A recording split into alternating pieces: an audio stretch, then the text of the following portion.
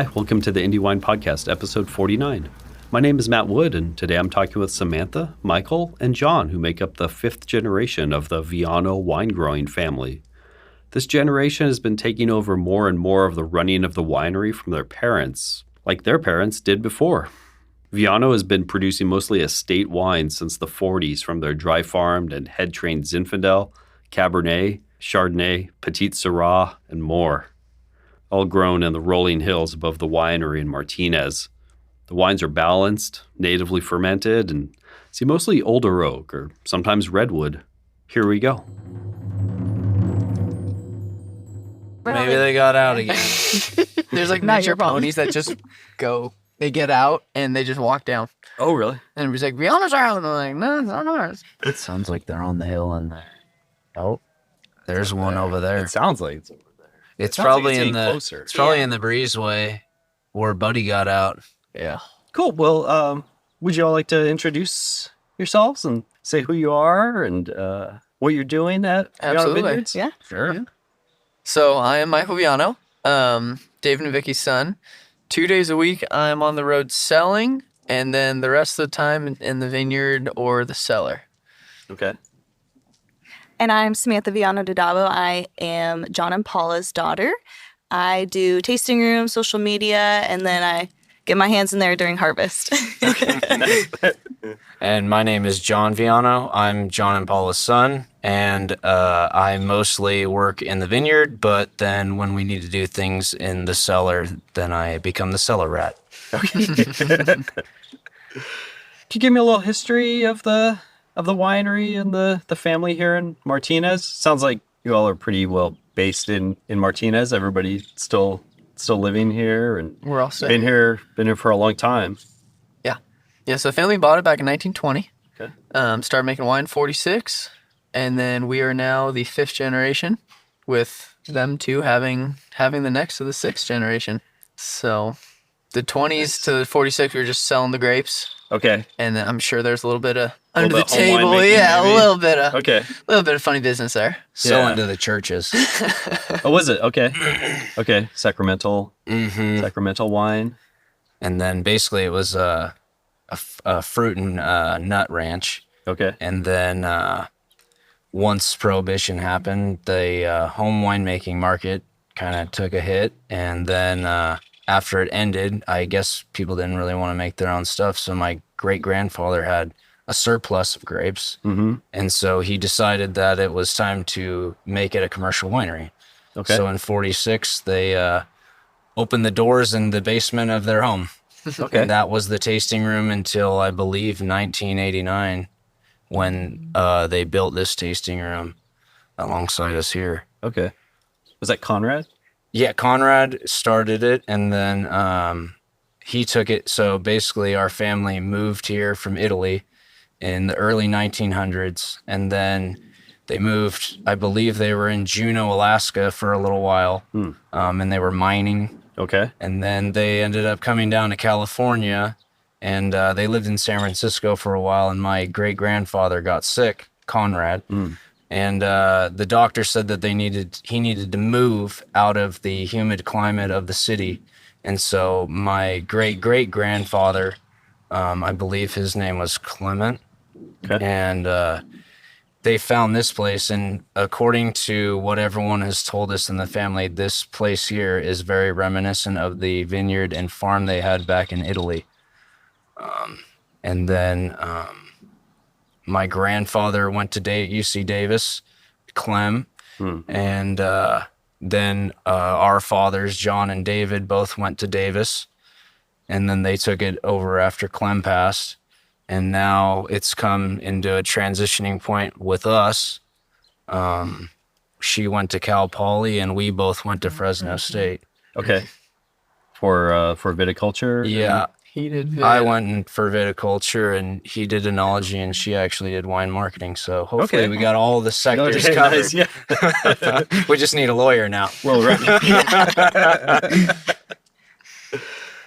And so the vineyard, that was already planted also when the family moved here, right? Correct. Some Pieces vines of it still- were. Okay. There was, I believe, behind us, it was like almonds, And then we have some walnut trees, and I think we had a lot of apricots and Lot of- pears Okay. Yeah, pears were big around in the here, area. I think. Our grandfather actually, where the Walmart is up the street, it was a big apricot pear orchard, and they used to Okay. farm it back in the day. Okay. And so, we just kind of were farmers, and we became winemakers. Yeah. You know anything about what they were making when they started the winery in 46? I think the old label were like the Chablis. I think they kind of made the classical Yeah. stuff that was trending at the time. Okay. So they probably had like a burgundy, Yeah, Burgundy, Flores Chablis. kind of Yeah, thing. exactly. Chablis. Okay. Sort of the like generic kind of The what they jug call wine. generics. Yes, Yeah. exactly. Yeah. The winery, it looks like you still have some of the redwood fermenters or storage tanks from then or earlier around then. Has kind of each generation for the most part sort of grown up on the property. Yes. Yeah, so we all grew up basically on all the borders are the houses. Yeah. So we all grew up in one of them. Running through the vineyards, playing, they used to watch us when we were little, so Okay. so I'll help out everybody and let it grow up in it. Yeah. Very nice. Obviously, it's pretty rare to have a ranch this size, sort of, with subdivisions and everything kind of growing up around it. But it's pretty amazing they were able to keep it together. I've read that it's in like a ag preserve. Is that The Williamson. Williamson right? Act. Yeah. Okay. Yeah.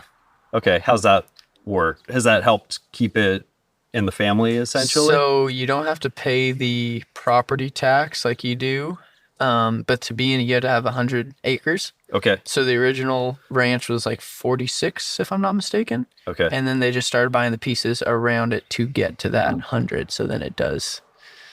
So Okay. it's all zoned ag. So it's Yeah. makes it possible to farm basically. Without That's it, we great. couldn't be here. There'd be no way. Yeah. Yeah. How's the winery kind of changed over the years since that you know of, or since that you've seen? Personally, I think we have done more in the cellar in terms of like rack and returns to kind of just keep the wine aging in unison. Okay. Obviously, different barrel types, brands, all that. And before we just let it go, blend right before bottling and then go. Okay. Now we're realizing that if you every 6-8 months, if you rack, return, rinse out the barrel real quick, put it back in, it lets it all age evenly, get the same taste. So it's not more of a shock when it's all going into bottle. Okay. So I it's think kind of like refining some of the yes, winemaking. Yeah. Everything. just paying, I think, more time in the cellar too, like more obviously we do all the work, but more in touch with the wine in terms of kind of pumping it around more and being more active. Okay. Okay. You feel like before maybe it was essentially kind of put to rest and then Yes. brought out for Yes. for bottling. Barrel Okay. down when we need it, take it out, and there it is. Okay. And I think now it's more of the step by step. Hey, let's see how it's progressing and do what we can along the way to make it either keep it how it is or pull it off the wood at the right time or Yeah. any of that. I think that before you're talking like nowadays, there's, before my dad had a stroke, there was 4 of us working on the farm. So things could get done expeditedly. Okay. And now, back then when they were our age, it was just them and my grandfather or our grandfather. And so with having that time, I think we've been able to make the quality of our wine better. Whereas, when my grandfather was our age, it was just him. Yeah. Okay. So there's a lot of things with basically the manpower that has been able to help us, kind of step up our game and produce more quality wine and stuff like that. Okay. It doesn't all just rest on the farming now, because now there's extra time to do other things that we need to do to have, make good wine. And Grandpa, before our dads came back, well, right after they came back from college, he dumped a lot of money into the glycol systems for fermentation and all that. So keeping it more unison, keeping it more regulated and all that. Basically updating what we had Yeah.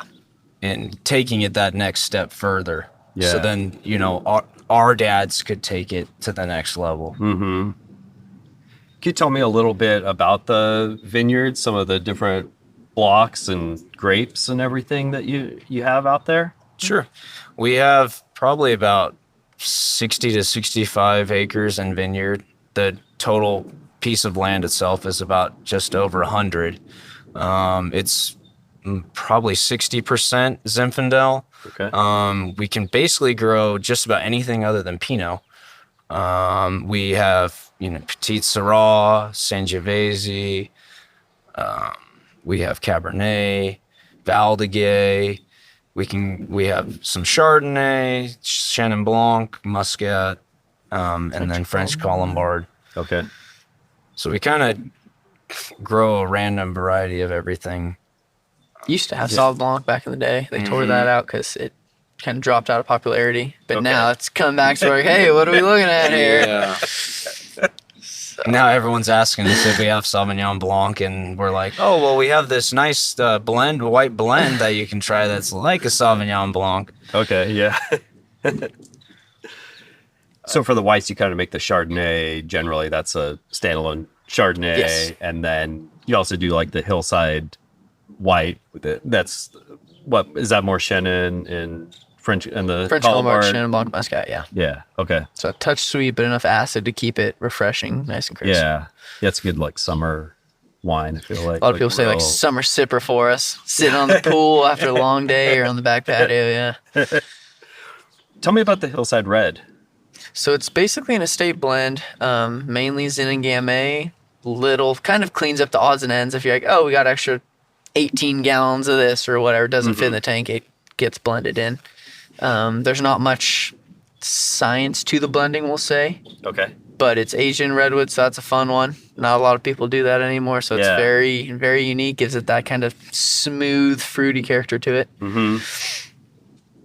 Yeah, and that's got mostly Zin and Zin and Valdiguier. Gamay, yeah. Yeah. Okay.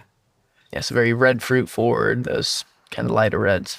Well, you do like a private stock Zin and Cab also, and then you have I guess kind of the reserve selection. The reserve, yeah. The private stock just see a little less kind of barrel time and a little less barrel time, and then different part of the vineyard. So the reserves are more of the small, for the Cab, it's the small cluster areas more in the rock, so it's very low yield. For the Zin, the reserve is all the old vine stuff. okay. So very intense flavors, a little bit higher acid because it is in the sand rock. The private stock line, kind of more your everyday sipping Zin and Cab.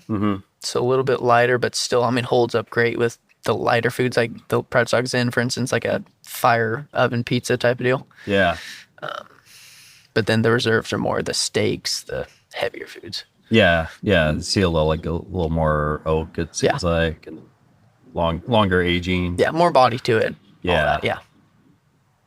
Samantha, are you doing marketing of the wines currently? Yeah, I or- would say that Michael kind of does the marketing in the stores. Okay. My main role would be here in the tasting room, and then getting out the event stuff on social media, or just posting new things about the vineyard and the new wines.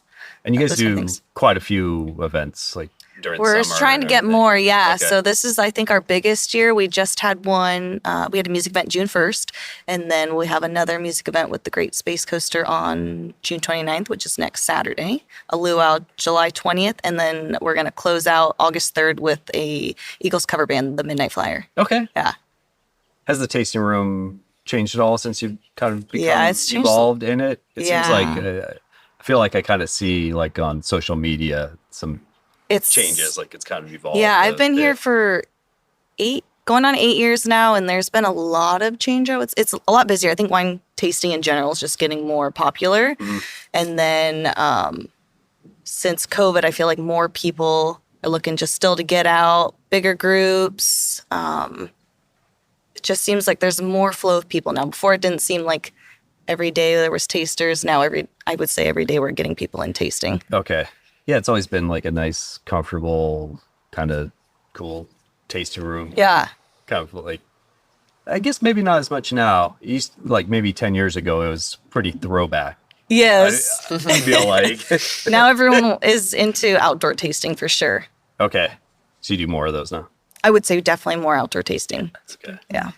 And it's hard too because it's like there's not a lot of wineries around us, so it's like people can't make a day in town. So it's like on our generation, like how can we kind of make it and get to people to make them want to come out here? Okay.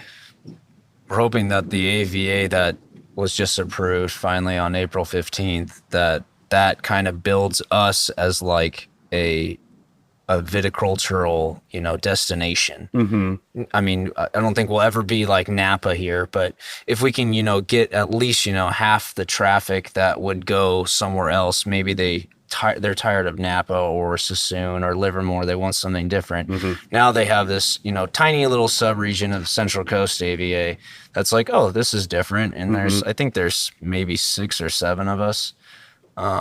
Hopefully with, the AVA passing, we get a couple more of them opening more regularly.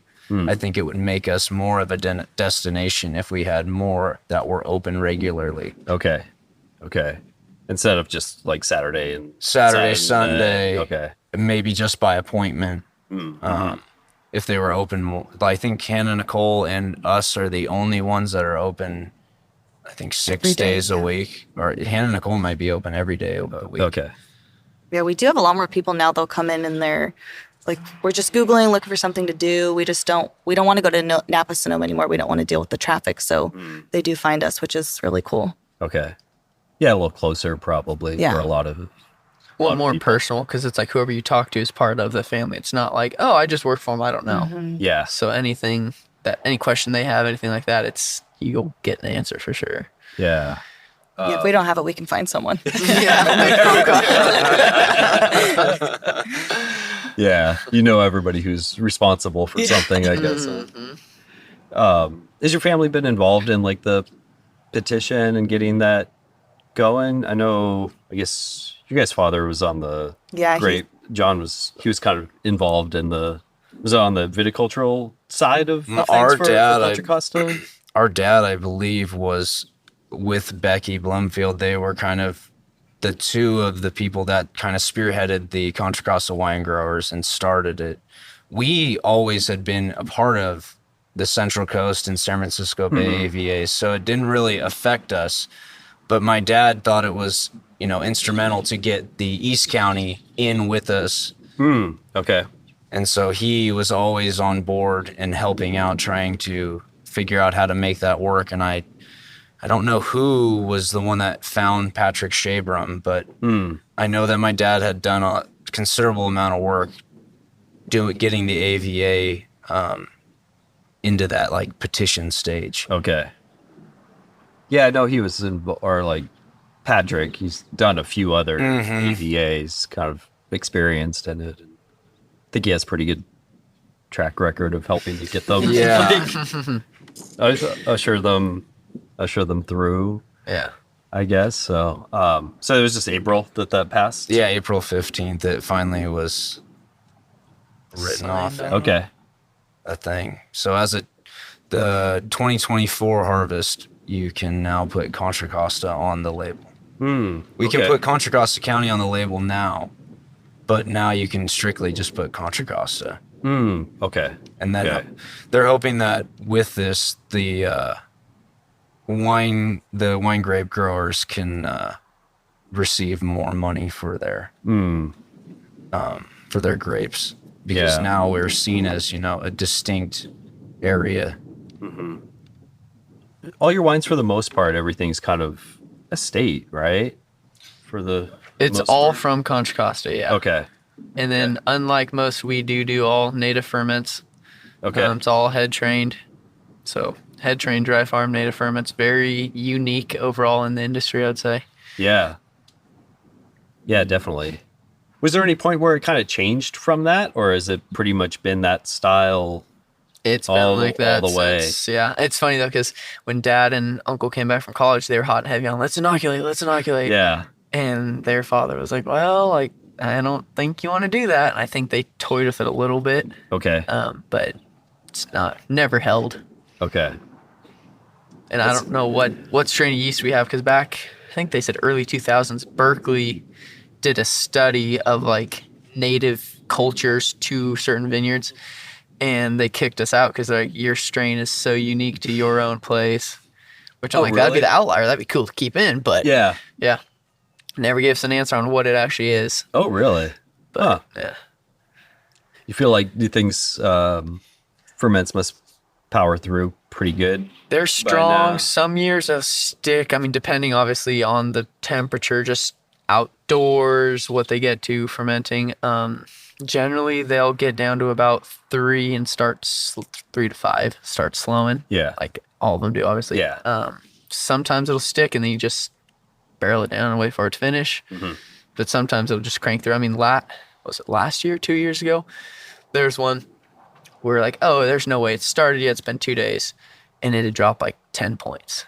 Oh, really? So it started super fast and it just cranked through it on one of the Yeah. cow lots. And we're like, what the heck is going on? But turned out fine. Nothing was wrong. It just was happy and I guess went for it.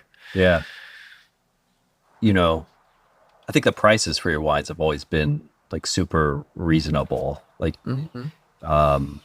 and I don't know if that's because it's been in family for generations or it's just make it work with the money. So it doesn't need like fair price for fair wine kind of thing. But, yeah, I guess just an observation I wanted to make, like, Yeah, we're definitely always on that like bang for your buck type of deal.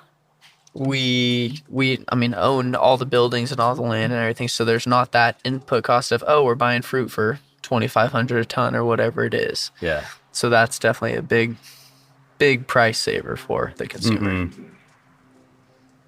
Because it's not like we're renting the bottling line or any of that. We physically own all of that, so makes life easier. Yeah. There you go. You got on the microphone. She couldn't help herself. The dog just has to be part of it. How old were you all when you started child labor on the Are we on off the ranch? record here? We were young. I mean, I would say when we were all probably walking, we were walking around doing stuff. Yeah, we But picked up I'd the say- brush. Yeah, When they pruned, we picked up all the brush. Yeah. I would say that when you were old enough to walk, you were old enough to prune wild vines, and they were something that you would only imagine as being the hardest work you've ever done in your life. And now that you're an adult, you're like, how on earth was this so hard when I was a kid? Because it takes 5 seconds to get done with this. But back then it felt like an eternity. I would say though, when I was like 15 is when I really got involved and started pruning and doing some of the actual like specifics in the viticultural management of the vineyard. Yeah. just the work associated with age, obviously. So when you're younger, Yeah. kind of like toy around with this. But I mean, like drive a Shovel tractor, vines. right? Like post harvest, we'll put out sprinklers for erosion control, all that. If you're tall enough to reach pedals, you're driving.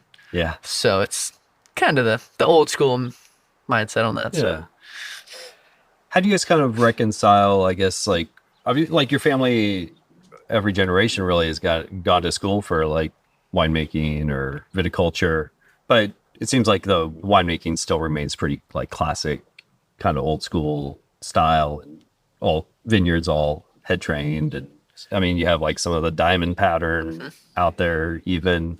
I guess, how do you like balance that school education versus the growing up on the ranch? the new And- versus the old type. Yeah, like pruning at 12 or 15 years old versus kind of the college education of it. I think it's just all with like everything in moderation.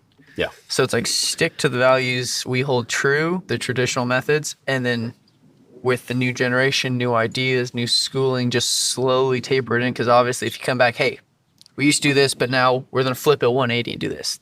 you're going to lose everything you've worked 100 years to learn. Mm-hmm. So it's just every like small lots, kind of just like try it on this. If it doesn't work, either blend it out, make it its own label, see what happens. Yeah. So, I mean, there's not a lot that we can do in the cellar that we can't undo Sure. in a sense, Yeah. in a roundabout way. Yeah. So yeah, I'd just say gradual, in the cellar wise for sure, just gradual change. Mm-hmm. I think the farming side of it, you just kind of keep going as you've been doing for over 100 years now. It's worked, so why change it? Yeah. I think there's some things that we have changed when it comes to like pests and stuff, but like when in my experience when I went to college, I learned a little bit on the viticultural side, how to decipher this vine compared to this one and what this varietal is. But like what I really learned was in the plant health side of it. Okay. That's where I learned, because we had the background of doing, this for so long comparatively to other students maybe. But my main experience is when it comes to insects or, soil-borne pests and stuff like that, that's what I learned. That's where I feel like I gained knowledge. Okay. In comparison to maybe like, pruning a grapevine or this or that. It was mainly on the health aspect of how to keep our plants alive. Mm-hmm. Okay. Is there anything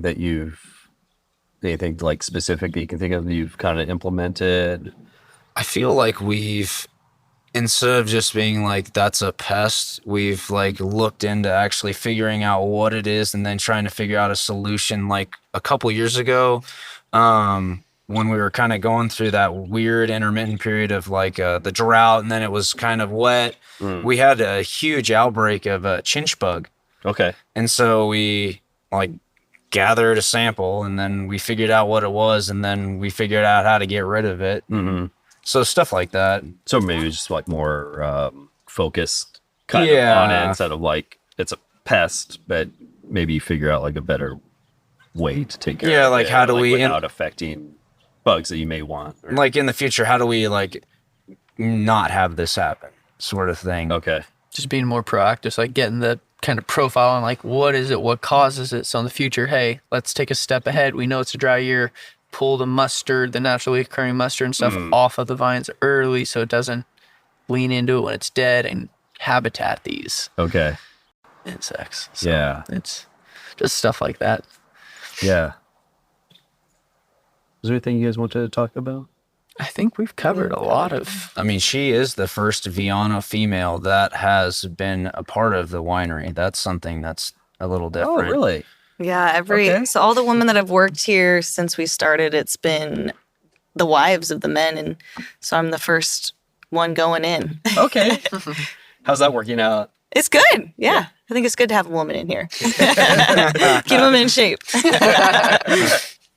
Keep us on our toes. Different opinions, I think. Well, the viewpoints and all that yeah. too, because obviously men and women have like sense of style, even like for the tasting room, like you were talking about earlier. Like it flows a lot better now that she's had her touch on it and everything, instead of before it was like, oh, well, this corner isn't really used, so let's just keep old farm signs or something there, right? Like, no, like get that out of public's eyes, just like keep it proper. Like we have got a lot of other places we could It was like, there's a lot of space otherwhere for old farm signs. Yeah, I Okay. think that's the one thing about our place. It's unique in the sense that, like, yes, the men are, doing most of the labor, but like without the females, we wouldn't have been able to run this place, because they were so Conrad's wife, Carmen, our nonna, she was, without her, this place wouldn't have run. Okay. And then when, my grandpa took over, our grandma Wine, she was in charge. And then, our dads had their wives, and then they were in charge. And then, I mean, I hope he's engaged, but my wife, I hope my wife doesn't have to work here ever, Yeah, without them, it literally wouldn't have ran, because can't everyone do was both. busy in the vineyard. You needed they needed all their time for out there and in the cellar, and no one had time to be in the tasting room. Yeah. So they handle most of the kind of tasting room and selling Yeah, wines. books. And, Yeah. They were the looks face too, yeah. to everybody. Yeah. Yeah. Then the holidays, the customers come in, they're like, "Hey, you're the guy with the little white hat that I see out there bobbing There's a little around." dot out there in the vineyard. Well, yeah, that's a nice, that's a good change. Yeah. So I know change probably comes kind of slow. Are there any sort of changes you have in mind or different wines or vine? I know you said like there used to be Sauvignon Blanc, that there's not Sauvignon Blanc anymore. But any kind of changes that you've been thinking about or? I'd say the first, like the main one is a wine club. That's the one that's going to come the quickest, I think, or hopefully the quickest. Okay. Yeah. And be most impactful, I think, Yeah. because it's like then we can experiment. Like, like we've all wanted to do Viognier, for instance. So like we can test the waters with that. We can have a Sauv Blanc. So it's like, oh, you want it? We have it. Join the wine club and you'll have access to it. Yeah. Stuff like that. Where like I really like GSMs, and I know you do too, Sam. You do too, yeah, more or less. You and Reds are, but like that's fun stuff where we can do, and especially because we do have the Sangiovese, so like we can do kind of other blends like that and kind of create our own fingerprint in the industry. Yeah. So you're just kind of sketching out like ideas for the. Yeah, I wine club actually and did a wine club for my senior project at Cal Poly. Oh, cool. So it's just never been fully discussed. And then when our dad had the stroke, it kind of got put on the back burner. Sure. So it's definitely, I think, the next thing we want to get going. Yeah, smaller lot wines Yes. potentially, or like try things out, see Yeah. how it's kind of received. Well, and I think like we touched on earlier, like testing out new methods for winemaking. So like let us kind of dictate in a sense, like, hey, this is the next generation's wines, how they do type of thing. Yeah. Like obviously the older generation still have all that, but it's like this is our style. This is what we think. What does everybody else think? Yeah.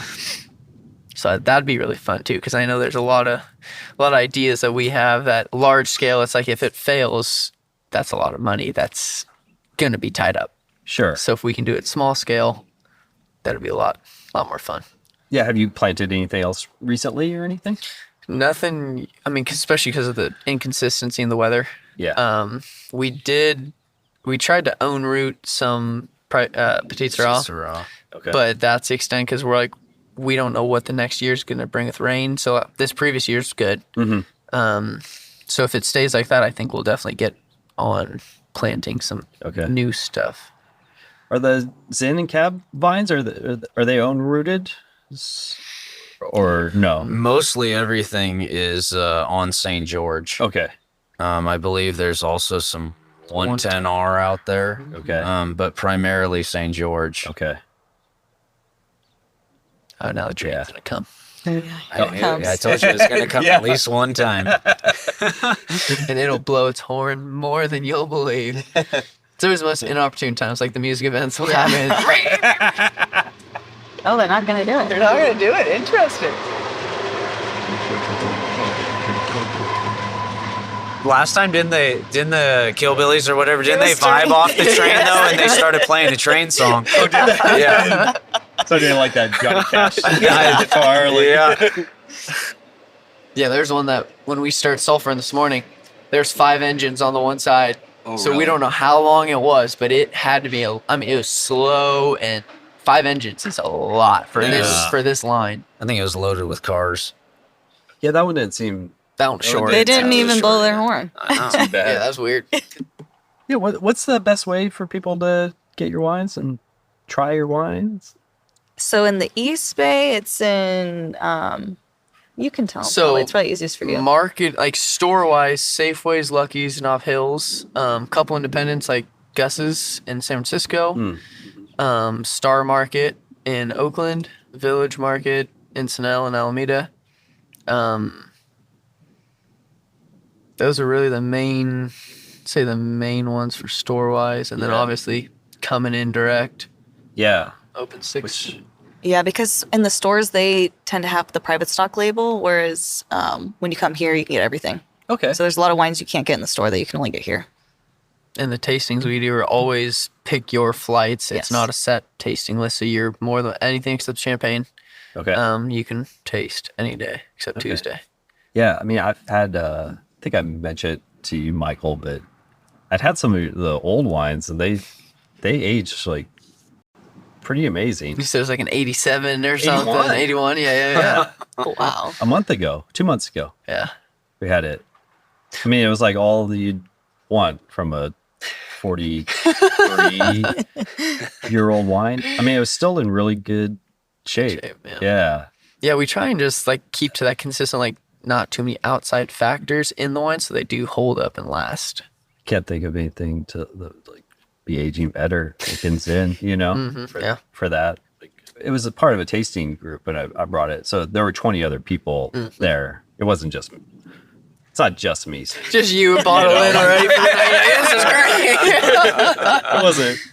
It was like other people that liked it also. Yeah. What I'm getting at. Yeah. It's magic of the redwood back in the day.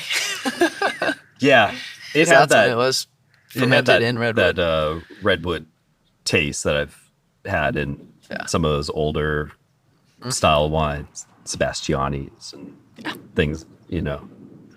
Yeah, you can still taste the redwood, I think, in the Hillside Red. A touch, if you really know, yeah. It kind of has that. I don't know. It's hard to explain, but there's something.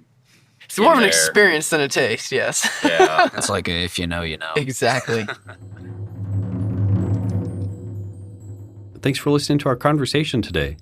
Viano has been a true family-run winery for around 80 years now, with nearly everyone lending a hand as needed. The farming and winemaking remain high quality, and for me, I personally love that the wines retain a little bit of a rustic quality that makes you just want to keep drinking them.